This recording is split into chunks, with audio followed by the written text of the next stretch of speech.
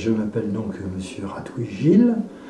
Je suis né le 19 mars 1946 à Bagneux, ici présent. J'étais donc à l'Olympique de Saumur, on peut dire que j'ai commencé en 64-65 dans les équipes de juniors. Et puis après, je suis monté petit à petit jusqu'en équipe première dans les années 67-68, voilà, jusqu'en 1975. Je suis saumurois depuis de toujours. Je m'appelle Michel Noël, mais j'appartiens à une famille qui s'appelle Chudeau, qui est une famille très importante dans la région saumuroise, en particulier au début de l'ancien siècle, puisque j'ai le triste privilège d'avoir perdu 4 oncles pendant la guerre de 14-18. C'est une des seules familles en France. Alors Sophie Sassier, je suis arrivée à Saumur à 14 ans. Bon, autant dire, il y a plus d'une trentaine d'années déjà. Je suis arrivée pour mes années lycée, voilà, dans un déménagement familial. Et je travaille dans le patrimoine, je suis médiatrice culturelle, donc au quotidien. Voilà, je fais des ateliers plutôt pour les petits, mais aussi avec des grands, et particulièrement au château de Saumur. Alors, je suis né en septembre 1975 à Saumur.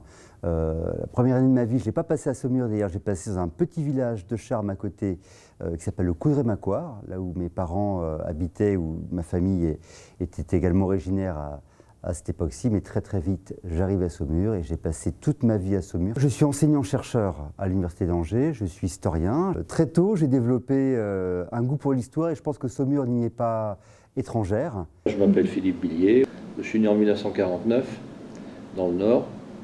Donc j'ai 72 ans maintenant. Voilà. Donc, je suis à Saumur depuis 1973.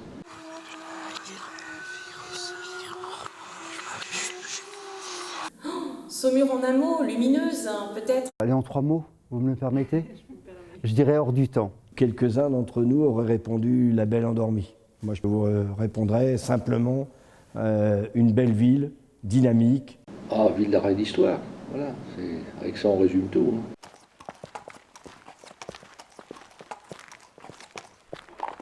Ah, moi je reviendrai sûrement au XVIIe siècle. XVIIe siècle, pourquoi? Parce que, je ne sais pas si vous le savez, mais Saumur à cette époque avait une université protestante d'une forte importance, aussi forte que Genève. D'ailleurs, il reste un terme d'artère à Saumur qui s'appelle la montée du Petit Genève, la montée qui monte de la Loire jusqu'au château de Saumur. Et pour contrecarrer la puissance des Huguenots, l'Église catholique a fait revenir des oratoriens. C'est ces fameux oratoriens qui ont créé la basilique des Ardilliers qui est en bordure de Loire. Une anecdote peut-être qui parle plus qu'un long discours, c'est qu'au moment de la Révolution française, quand la province d'Anjou devient un département, il faut déterminer le chef-lieu de département. Et bien pendant un temps, ce chef-lieu a été partagé entre Saumur et Angers. C'est-à-dire qu'une année Saumur, une année Angers, voilà, parce que Saumur était une ville de 10 000 habitants, un peu plus de 10 000 habitants, Angers 40 000, mais Saumur beaucoup plus dynamique d'un point de vue économique finalement et commercial. Et donc le législateur, le pouvoir en place, avait vraiment hésité entre les deux. La première année, ça a été Angers, la deuxième année, on n'a pas voulu que ça soit Saumur. Et comme quoi, l'histoire, finalement, tient un peu de choses. Chaque période est riche, riche souvent de cette dynastie des seigneurs angevins qui ont à chaque fois des destinées exceptionnelles. On a nos comtes d'Anjou qui...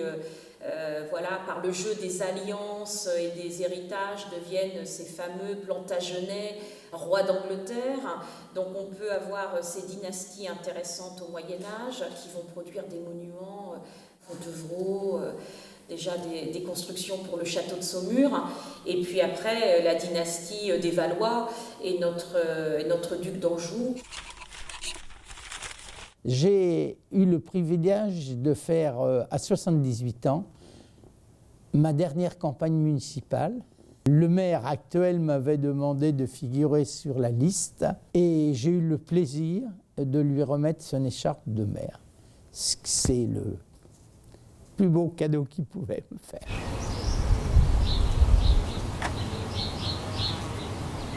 Moi, il y a un bistrot qui m'a beaucoup marqué, c'est le bistrot de mon adolescence. Je pense qu'on a tous été marqués par un bistrot d'adolescence. C'est un bistrot qui s'appelle aujourd'hui le Saint-Amour, qui s'appelait à l'époque le Richelieu, et que par contraction on appelait le Riche. Donc j'allais au Riche, c'est un bistrot, on passait beaucoup de rock'n'roll, on passait du Bruce Springsteen, on passait également, toute la période était plutôt grunge, donc on passait plutôt du grunge. Et j'y ai passé de longues soirées. Il y avait encore quelques bikers à l'époque. C'est une ambiance finalement assez particulière, ce bistrot. J'en garde un souvenir extraordinaire avec les copains. On prenait, on n'a pas beaucoup d'argent, donc l'après-midi, on était sobre, on prenait plutôt un café qui nous durait à peu près 3 ou 4 heures l'après-midi, donc il fallait le siroter tranquillement. Et le soir, quand on avait un peu plus d'argent, on s'est acheté une bouteille de Jeanlin. Là, le Jeanlin, vous ne la connaissez pas, c'est une bouteille d'1 litre de bière. Il y a marqué bière de luxe. Heureusement qu'il y a marqué bière de luxe dessus. Autrement, à le goûter, on ne le saurait pas. Et ça nous faisait la soirée, finalement. Et j'ai des souvenirs de soirées extraordinaires avec les copains. La cavalcade. La cavalcade de Saumur. C'était une cavalcade qui était dans les années 50-60. Et c'était magnifique parce qu'il y avait des groupes qui venaient de partout en France. C'était noir de monde, hein. Vous aviez du monde qui venait de partout, du département. Hein. On fabriquait des chars qui étaient tirés au début par des chevaux, mais ensuite par des petites voitures, des tracteurs. Vous avez des chars, et puis avec il y avait des fanfares, il y avait des danses rythmiques, etc.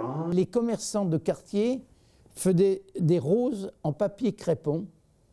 Au moment où à la caisse ils n'avaient pas de travail, ils faisaient ça. Et puis il y a les confettis aussi. Hein. On jouait avec les confettis. Et tous les ans, ça durait du samedi au lundi soir, au dimanche soir. Et le lundi, il y avait retour de cavalcade, qui était là plutôt quelque chose de un peu désinvolte. Et c'était assez sympa.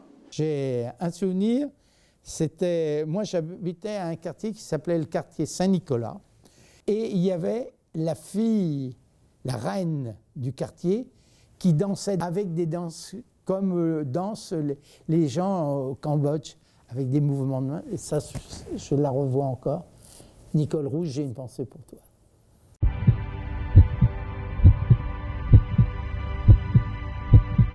Je peux dire que j'ai eu un proviseur, Michel Quérault, il y en a deux Michel Quérault à Saumur, un qui était directeur des écoles et puis un autre qui était proviseur à Sadi Carnot, qui restait assez longtemps. Vraiment un personnage que j'ai pu apprécier, hein, qui est parti un peu trop vite d'ailleurs, mais qui croyait fermement aussi à l'enseignement technique. Ça c'est très important. C'était pas qu'un administratif.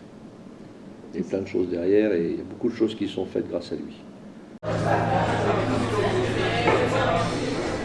Notre grande spécialité à nous, c'était en particulier le 31 décembre. Après le réveillon, on ne se couchait pas et on visitait tous les commerçants de la commune et toutes les familles, passant de maison en maison, café, mousseux, vin rouge, alcool. Je ne vous dis pas à 3 heures l'après-midi dans quel état on s'était, mais c'était hier.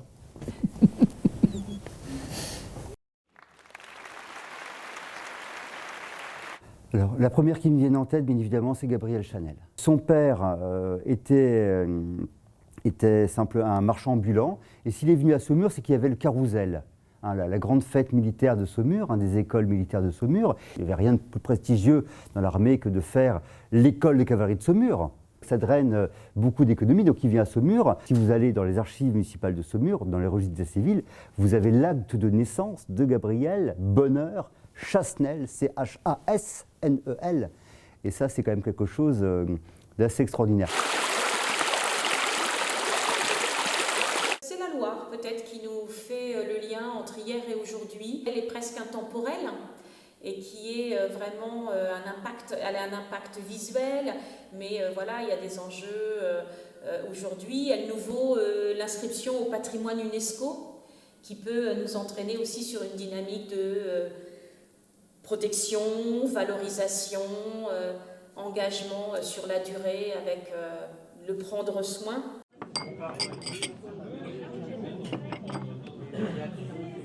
Les galipettes.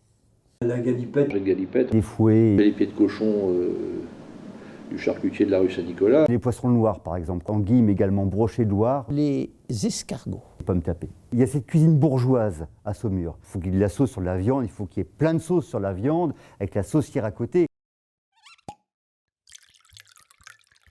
Ce que je boirais à Saumur, beaucoup de choses déjà également. Les vins, moi j'ai une prédilection pour les blancs. tous les vins des caves de mousseux. Hein. Et puis si on n'a pas bu un vin de la région, de Saumur, on n'est pas venu à Saumur. Des vins comme le Champigny, qui est quand même un excellent vin. Profitons de Saumur avec un chenin à la main. Place Saint-Pierre, le marché alimentaire, ça c'est quelque chose que je ne laisserai pas. On se promène souvent avec ma femme, place Saint-Pierre. C'est très agréable l'été d'aller prendre un verre et puis voir du monde. Nous, on va des fois aux Ardilliers, on prend de la mairie, on longe la Loire ou on va sur l'île. Avant, je faisais les vendanges chaque année, parce que je trouve que c'était quelque chose de convivial et qui permettait d'apprécier une de nos principales productions saumuroises.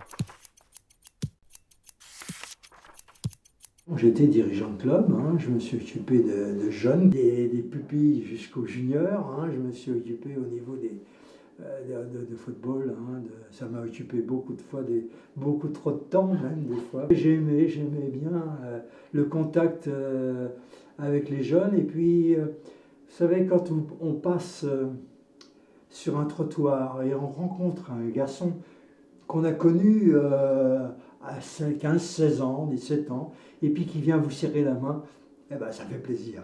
Dans mes multiples responsabilités associatives, je suis président des anciens élèves des Récollets, qui étaient à cette époque-là un CES, et maintenant n'existe plus, qui est très proche du château de Saumur. Château où je suis attaché, puisque je fus pendant 15 ans président de Saumur-la-Loire et l'histoire qui menait des spectacles sans lumière avec 800 acteurs.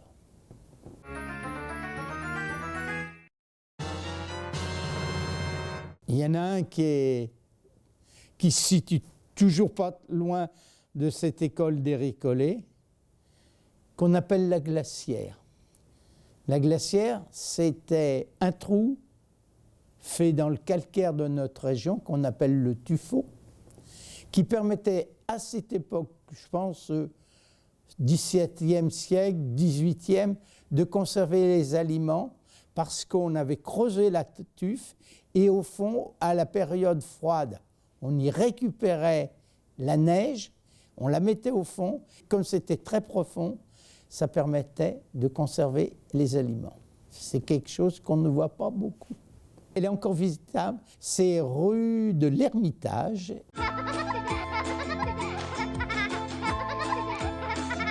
Un matin, petite visite peut-être d'une maison de vin, voilà, Carman, Bouvelet-du-Ber. Ça c'est toujours intéressant, on se met un petit peu à la fraîche aussi.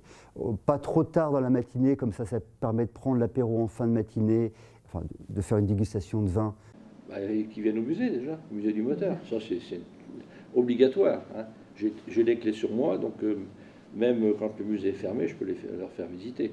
En plus, on est ambassadeur de la ville de Saumur et on fait partie des musées de la ville. Je conseillerais à tous de naviguer sur la Loire, parce que notre ville, elle est faite pour être vue du fleuve. Vraiment prendre le temps, tranquille, un verre de bulle sur un bateau traditionnel ou pas, et profiter de la ville en étant sur l'eau. Tout d'abord, pour soutenir les étudiants que vous êtes sur cette période un peu particulière.